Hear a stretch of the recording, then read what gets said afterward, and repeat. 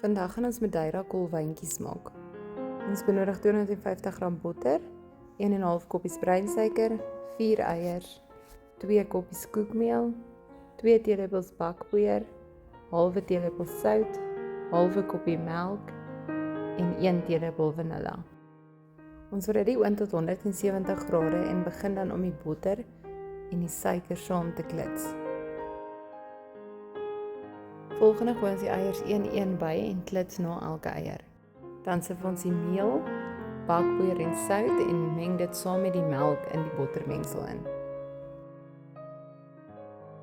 As alles goed gemeng is, gooi ons die vanilla by en roer dit deur.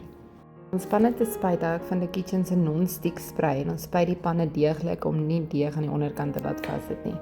Ons skep ons pannetjies so vol soos ons dit wil hê en maak die deeg gelyk voordat ons dit in die oond sit vir ongeveer 60 minute of tot gaar. Laat die koekies afkoel vir 10 minute en geniet. Uit my plaaskombuis tot by jou huis. Mag dit jou huis vul met warmte en goeie geure.